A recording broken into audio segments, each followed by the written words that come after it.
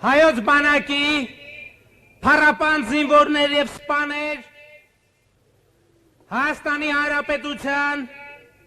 մեծարգո նախագահ Արցախի Հանրապետության մեծարգո նախագահ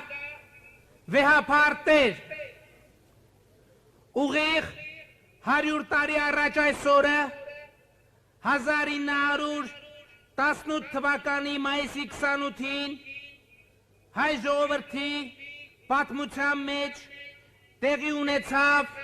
աննախադեպ մի իրադարձություն։ Մեր իրականության մեջ առաջին անգամ հիմնադրվեց պետություն, որտեղ իշխանությունը պատկանում է ոչ թե թագավորին, ոչ թե իշխաններին, այլ իշխանությունը պատկանում է ժողովրդին, քաղաքացիներին եւ այդ պատճառով այդ պետությունը կոչվեց Հանրապետություն, Հայաստանի Հանրապետություն։ Ու քանի որ մեր ժողովրդի պատմության մեջ նման բան նախկինում երբեք չէր եղել, այդ պետությունը կոչում ենք նաև առաջին հանրապետություն։ Իր պատմության մեջ առաջին անգամ հայ ժողովուրդը ոչ թե հպատակ էր, այլ քաղաքացի, ոչ թե ծառա էր, այլ տեր, եւ սա ճակատագրական շրջադարձ էր։ Իհարկե, դա առայժմ միայն իրավական կարգավիճակի փոփոխություն էր, բայց այս կարգավիճակը հայ ժողովուրդը ոչ թե նվեր ստացավ ինչ-որ մեկից, այլ նվաճեց քրտինքով ու արյունով։ Բաշապարանում եւ Սարդարապատում տարավ իր պատմության փառահեղ հաղթանակներից, ջախջախելով թուրքական զորամիավորումներին եւ այդ հաղթանակի թագն ու պսակը դարձավ առաջին հանրապետության հռչակումը։ Հերոսական այս ճակատամարտերի պատմությունը աներևակայելի է։ Ինչպես կարողացավ ցեղասպանության ենթարկված, սրի քաշված, թալանված ու ոչնչացման եզրին կանգնած հայ ժողովուրդը հաղթել թուրքական բանակին։ Արդյոք դրա համար կային սոցիալ-տնտեսական, ռազմաքաղաքական նախադրյալներ։ Ոչ եւ երիցս ոչ, պրագմատիզմի եւ սառը հաշվարկի տեսակետից հայ ժողովուրդը չուներ հաղթելու ոչ մի շանս, ոչ մի հնարավորություն, բայց մենք հաղթեցինք, որովհետև սթափեցնող մի արթնացումով հասկացանք, որ մեր էությունը անապատներ քշվելն ու կոտորվելը չէ, որ մեր երակներով հոսում է Մեսրոպ Մաշտոցի արյունը, մեր երակներով հոսում է Արտաշես արքայի արյունը, մեր երակներով հոսում է Վարդան Մամիկոնյանի արյունը։ Հայ ժողովուրդը հաղթեց, որովհետև իր պատմության վերջին 400 տարում առաջին անգամ հույսը դրեց ոչ թե ուրիշների, այլ ինքն իր վրա։ Հայ ժողովուրդը հաղթեց, որովհետև հասկացավ, որ ազգային պետությունն է ինքնության ու արժանապատվության միակ երաշխիքը, որ մեզ քաղաքացիներից պատկանող պետությունն է միայն, որ կարող է ապահովել մեր իրավունքը, մեր անվտանգությունն ու ապագան։ Մենք հասկացանք, որ ազգային որևէ երազանք հնարավոր չէ ի կատարածել առանց պետություն ունենալու, ինքնիշխանություն ունենալու, անկախություն ունենալու եւ անկախ պետությունը յուրաքանչյուր ազգային երազանք ի կատար ածելու առաջին անհրաժեշտ նախապայմանն է։ Օսմանյան Թուրքիայի երկար տարիների հայատյաց քաղաքականությունը 1915 թվականին երիտթուրքերի կառավարության օրոք հասավ գագաթնակետին։ Տարիներ տևած եւ պետական որոշմամբ իրականացված ցեղասպանության հետևանքով արևմտյան Հայաստանը ամբողջությամբ հայաթափվեց։ 1.5 միլիոն մեր հայրենակիցներ սպանվեցին։ 100 հազարավոր հայեր դարձան գաղթական,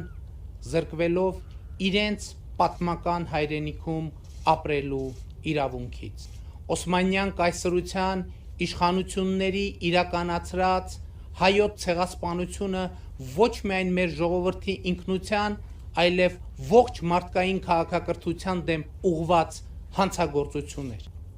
Ինչու մեկ դար անց չեն մարում մեր զգացմունքները, իսկ մեր սրտերում էլ ավելի վառ է այրվում հիշատակի ճրագը։ Պատասխանը պարզ է։ Անցել է մեկ դարից ավելի, սակայն չեն վերացված ցեղասպանության հետևանքները։ Առ այսօր Թուրքիան կատարվածի համար որևէ զղջում չի հայտնել, ներողություն չի հայցել։ Դա է պատճառը, որ մենք այսօր հայտարարում ենք, հիշում ենք և պահանջում։ Եվ այնուամենայնիվ, ապրիլի 24-ը առաջին հերթին մեր ազգի ժողովրդի անցյալի և ապագայի մասին մտածելու ամենապարտադրող առիթն է։ Ինքնաճանաչման, մեր ուժերի և անելիքների գնահատման ամենահարմար պահը, որը պետք է լինի ուրեմն ապրիլի 24-ից մեր հետևությունը։ Նախորդ դարասկզբին մեր ժողովրդին նետված մարտահրավերները այսօր էլ գոյություն ունեն, և այդ մարտահրավերներից ոչ թե մազապուրծ լինելու, այլ դրան արդյունավետ կերպով դիմակայելու միակ միջոցն ու գործիքը ուժեղ պետականությունն է, հզոր պետությունը, այնպիսի Հայաստանը, որը պատրաստ է դիմակայել անվտանգության բոլոր սպառնալիքներին։ Այո, մենք պետք է ջանք չխնայենք տարածաշրջանում երկարատև և կայուն խաղաղություն հաստատելու, բայց այսպիսի արդյունքի հասնելու իրական հնարավորություն կարող է ստեղծել միայն ինքը իրեն պաշտպանելու ընդունակ, արժանապատիվ և ինքնիշխան պետությունը։ Հայ ժողովուրդը հերթական անգամ հույսը դրեց իր և ոչ թե ուրիշների վրա։ Հայ ժողովուրդը հավատաց ինքը իրեն, վստահեց իր ուժերին և ապագային։ Հայ ժողովուրդը պիտի հաղթեր, որովհետև իր երակներում հոսում է Սարդարապատի ու Բաշապարանի հերոսների արյունը։ Միայն առաջին հանրապետության գոյության շնորհիվ էր, որ Հայաստանը խորհրդային միության կազմում ընդգրկվեց որպես լիարժեք միութենական հանրապետություն, որ Հայաստանը կարողացավ անցնցում դուրս գալ ԽՍՀՄ կազմից և ստանալ միջազգայնորեն ճանաչված անկախ երկրի կարգավիճակ։ Ասել է, թե առաջին հանրապետության հիմնադրումը պսակվեց երրորդ հանրապետության հռչակմամբ, փառավորվեց Արցախյան պատերազմում մեր ժողովրդի տարած հաղթանակով և աշխարհահռչակվեց ոչ բռնի, թավշյա ժողովրդական հեղափոխությամբ։ Եվ ահա հայ ժողովուրդը Հայաստանի քաղաքացին այսօր տոնում է առաջին հանրապետության 100-ամյակը, և հայ ժողովուրդը Հայաստանի քաղաքացին ապրում է իր քաղաքացիական պատմության ամենափառապանծ էջը, երբ երկրում հաստատված է ժողովրդի անշրջելի իշխանություն և այլևս երբեք ոչ ոք չի համարձակվի բռնանալ ժողովրդի կամքի վրա, այլևս երբեք որևէ մեկը չի համարձակվի ժողովրդին նվաստացնել ընտրակաշառքի, վարչական հարգանդրանքի կամ որևէ այլ միջոցով։ Հայ ժողովրդի վերածնունդն ու թռիչքը կասեցնելու, ժողովրդի հույսն ու լավատեսությունը կոռուպցիայի ու ամենաթողության մեջ խեղդելու ցանկացած փորձ կարժանանա ջախջախիչ հակահարվածի, և Հայաստանի Հանրապետության հաղթական քաղաքացին այլևս երբեք թույլ չի տա պետականության կամ քաղաքացիության կորուստ, ինքնիշխանության և իրավունքի կորուստ, հավատի և լավատեսության կորուստ։ Արցախի Հանրապետության հպարտ քաղաքացիներ, Սփյուռքի հպարտ հայություն, քույրեր և եղբայրներ, այսօր վաղ առավոտից Արցախի Հանրապետությունը ենթարկվել է ադրբեջանական զինված ուժերի ագրեսիային։ Ռմբակոծության են ենթարկվում Արցախի խաղաղ բնակչությունը, մայրաքաղաք Ստեփանակերտը, Արցախի հանրապետության քաղաքացիական ենթակառուցվածքները։ Այս պայծրությամբ կան արդեն զոհեր եւ վիրավորներ, այդ թվում խաղաղ բնակչության շրջանում։ Պաշտպանության բանակը այս պայծրությամբ համար մարտեր է մղում եւ պատվով է կատարում Արցախը պաշտպանելու իր խնդիրը, ձեռնարկելով իրավիճակից բխող գործողություններ։ Իլհամ Ալիևի բռնատիրական վարչակազմը վերստին անցել է պատերազմական գործողությունների։ Դա հայ ժողովրդին հայտարարված պատերազմ է։ Դա պատերազմ է մեր անկախության, ազատության եւ արժանապատվության դեմ։ Հայ ժողովուրդը պատրաստ է այդ պատերազմին, քանզի միշտ սթափ գիտակցել է, որ հայատյացությունը, թշնամանքը եւ ատելությունը, որով տասնամյակներ ի վեր ադրբեջանական բռնապետությունը սնում է իր ժողովրդին, չէր կարող որևէ այլ արդյունքի հանգեցնել,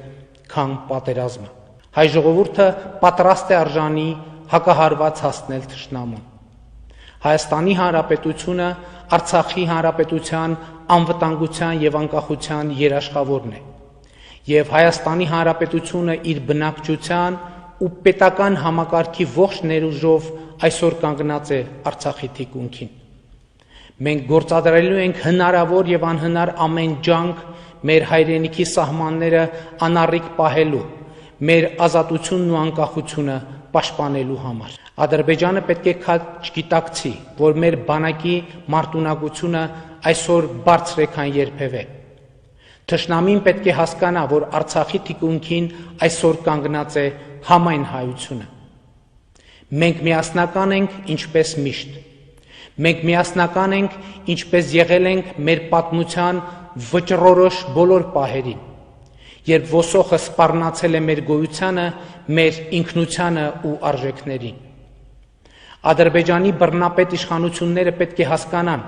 որ անհնարին է ծնկի բերել հայ ժողովրդին։ Մեր գործն արդար է եւ այս հանցավոր ոտնձգությունը եւս արժանի հակահարված կստանա։ Մեր հաղթանակը կախված է մեզնից յուրաքանչյուրի անհատական եւ մեր միասնական, հավաքական ջանքից եւ պահվածքից։ Կոչ եմ անում բոլորին ցուցաբերել բարձրագույն աստիճանի կարգապահություն եւ բարձր քաղաքացիական գիտակցություն։ Եվ մենք կհաղթենք։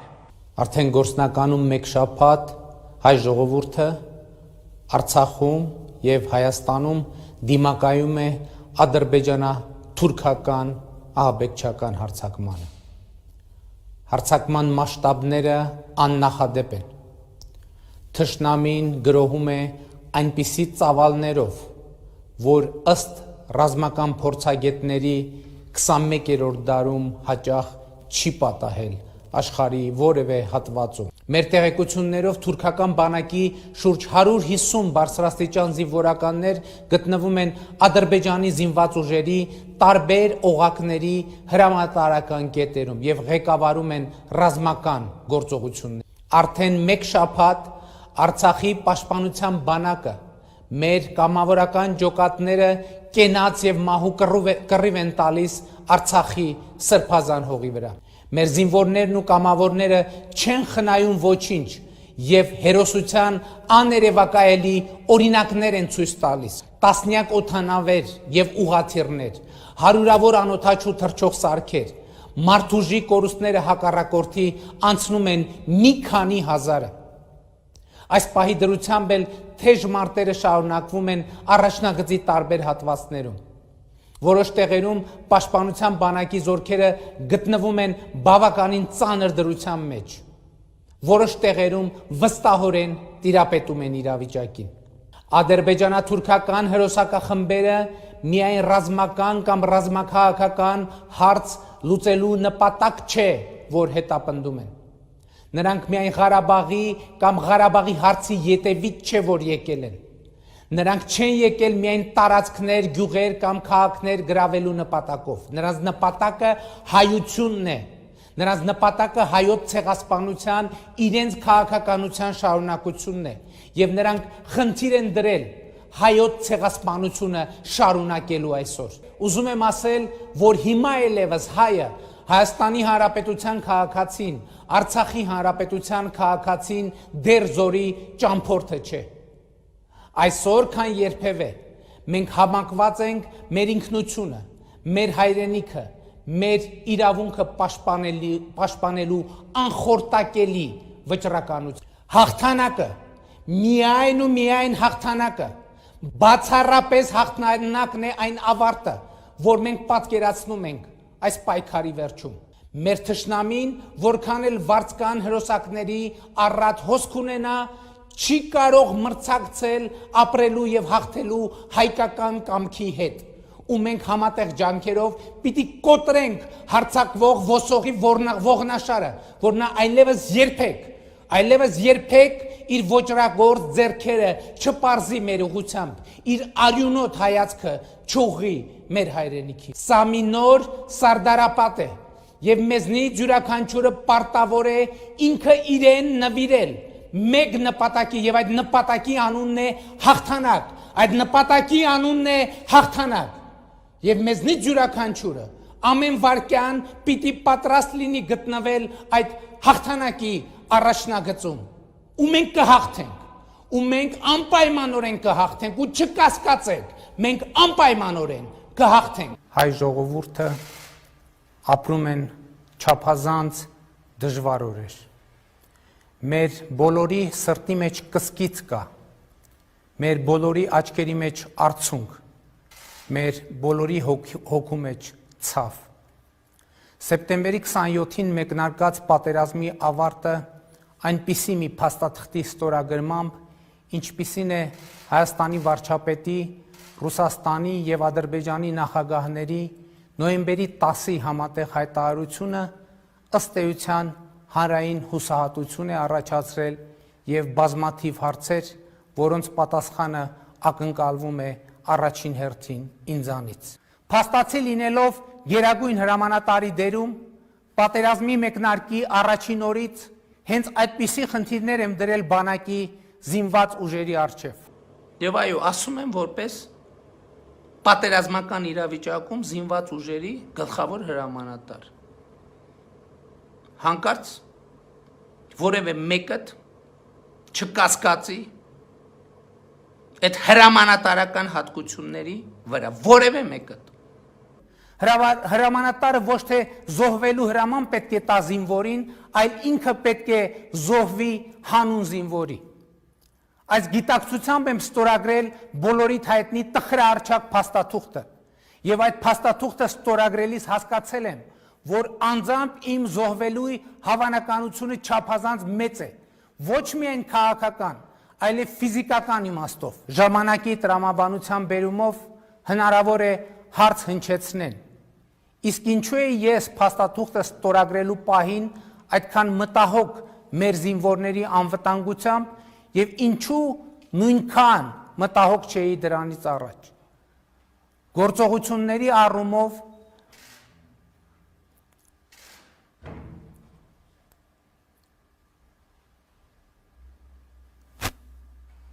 խնդիրը հետևյալն է, որ ըստ էության հրամանատարի ամենակարևոր գործառույթը կայանում է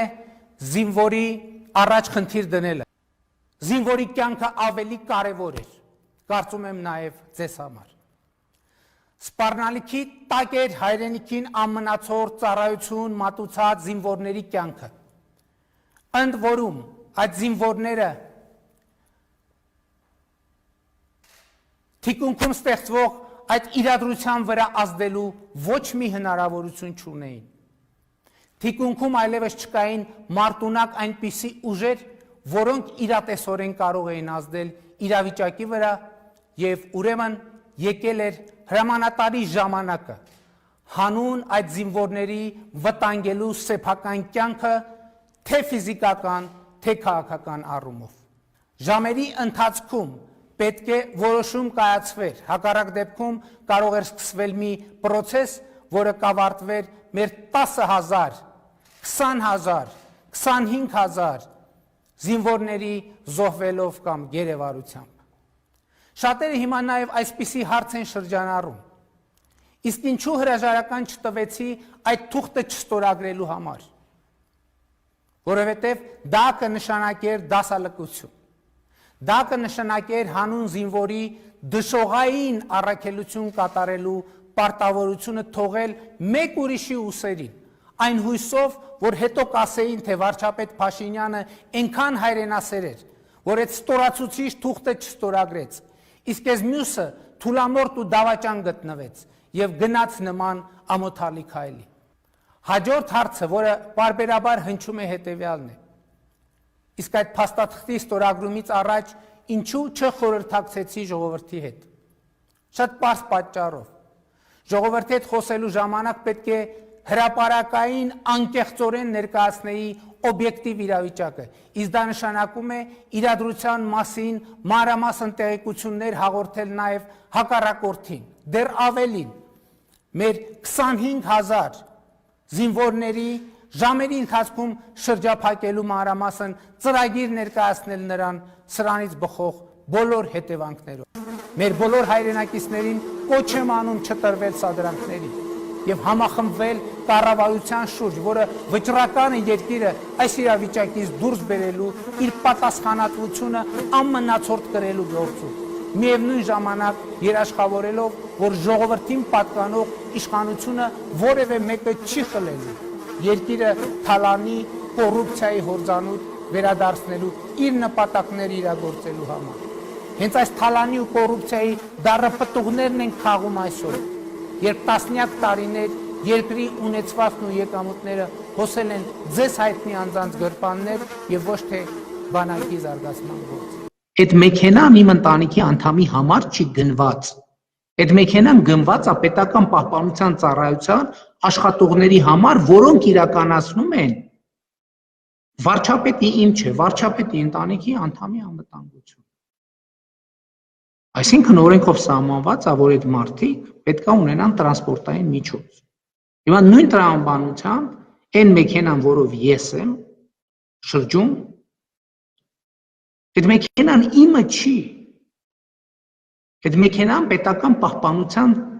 ծառայությանն է, որը այդ մեքենան օգտագործում է վարչապետի անվտանգությունը ապահովելու համար։ Իսկ վարչապետի անվտանգությունը ապահովում է, որովհետև այդպես սահմանված է օրենքով, որովհետև վարչապետը չի կարող հրաժարվել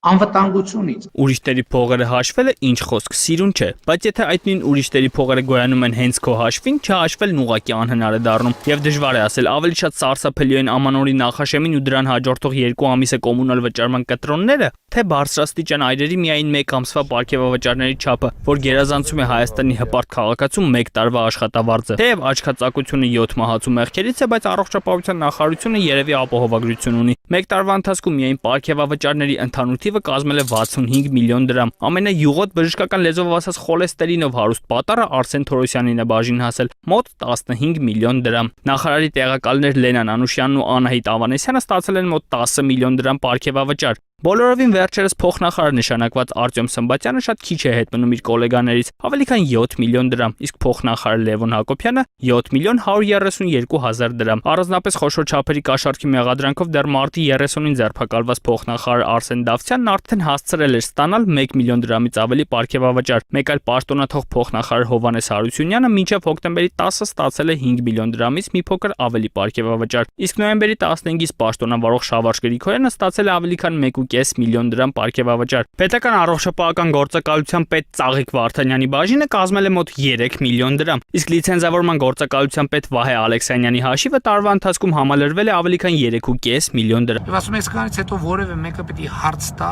ասի, ինչի են մեր նախարարները եւ մարզպետները պարգևավճար ստանում։ Այսօր այդ հարցի պատասխանը եւս մեկ անգամ ինձ համար գործնական հնչեց։ Ճիշտ են անում, որ ստանում են, դա իմ որոշումն է եղել եւ դա ճիշտ որոշում է, եւ մեր նախարարները, կառավարության անդամները պետք է այո ստանան արժանապատիվ վարձատրություն եւ դա նաեւ ժողովրդի պատիվն է, որովհետեւ ժողովրդի պատիվն է նաեւ գործատուի պատիվն է, թե ինքը իր ծառային, իր աշխատողին ոնց է պահում եւ ոնց է վերաբերվում եւ Հայաստանի ժողովուրդը պետք է ուրախանա, որ Հայաստանում գործում են նախարարներ, ովքեր 100,000, 200,000 300,000 այդ պարգևավճարի կարիք ունեն։ Առաջին անգամ Հայաստանի պատմության մեջ, որ մեր երկրում գործում են մարզպետներ եւ նախարարներ, որոնք ունեն այդ պարգևավճարի կարիքը եւ որոնք թալանով չեն զբաղված։ Համեստ խորհրդարանականների ախորժակն ավելի բարձր է։ Պարգևավճարների ավանդույթի դեմ նախկինում բողոքող падգամավորներն այժմ իրենց չեն զրկում անգամ ամենաչնչին վճարներից։ 10 ամսվա խորհրդարանը պարգևատրվել է 14 անգամ, ընդհանուր 909 միլիոն դրամի չափով։ Սա մինչև դեկտեմբեր, միայն դեկտեմբերի ցուցակն առանձին քննարկելու թեմա է։ Ամբողջ ամսվա ընթացքում խորհրդարանում շռայլ պարգևավճարներ են բաժանվել 4 անգամ։ Դեկտեմբերի 4-ին աշխատակազմի պետական ծառայողներին եւ մի շարք այլ աշխատակիցների խրախուսել են ամսական աշխատավարձի դրույթի 30%-ի չափով։ Դեկտեմբերի 12-ին падգամավորները աշխատակազմում պետական ծառայողները եւ մի քանի աշխատակիցներ խրախուսվել են ամսական աշխատավարձի 100%-ի չափով։ Դե սա էլ հերիք չէր արժևում ամանորը եւ դեկտեմբերի 16-ին պակասը լրացնելու համար աշխատավարձի 20%-ի չափով խորհրդարանի նույն կազմը նորից պարգևատրվել է։ Եվ որպես ամանորի նվեր նույն օրը մեկ այլ հրամանագրով նորից նույն կազմը պարգևատրվել է աշխատավարձի 100%-ի չափով։ Ընդհանուր հաշվով միայն դեկտեմբերին աղքատության բարձր մակարդակ ունեցող խորհրդարանական պետության խորհրդարանի պարգևավճարների բյուջեն կազմում է ավելի քան 11 միլիոն դրամ։ Պարգևատրումներից զերծ չի մնացել նաև պետական վերահսկողական ծառայությունը, ընդհանուր 83.7 միլիոն դրամով։ Մանրամասներ հայտնի չեն, քանի որ ՊՎՑ-ից հրաժարվեցին անվանական պարգևավճարների ցանկը տրամադրել, հղում անելով անձնական տվյալների գաղտնիությանը։ Այս տարվա առաջին մեծ սկանդալը կառավարությունում էր։ Հետքը պարզել էր, որ նախարարների, փոխնախարարների ու բաժնի պետերի ամսական վճարներն ավելացել են։ Քանի որ աշխատավարձերի բարձրացումը պետք է հաստատի խորհրդարանը, արդեն պարզ էր, որ խոսքը պարգևավճարների մասին է։ Այստեղ բոլորին զայրացրել էր դրանց գաղտնի ընթացակարգը։ Վարչապետը սակայն դրա տրամաբանական ու կառուցողական բացատրությունը տվեց։ Ինչ խնդիր կա որ։ Քանի որ նախկինում այդ կարգի որոշումները միշտ էլ գաղտնի են արվել, համարելով որ այնտեղ անհատական տվյալ կա, անձնական տվյալ կա, իներցիայով ուղղակի գնացել է ոչ մի ուրիշ բան։ Պարզվեց սակայն, որ այնքան էլ իներցիայով չէ։ Հաջորդ տարվանից բոլոր պարգևավճարները լինելու են գաղտնի։ Դա նշանակում է, հարգելի հպարտ քաղաքացիներ, որ ձեր վճարած հարկերից գոյացած գումարի ճակատագիրը ձեզնից գաղտնի են պահելու, արդեն օրենքով։ Բոլորին ուրախ ու հարուստ 2020 եմ մաղթում։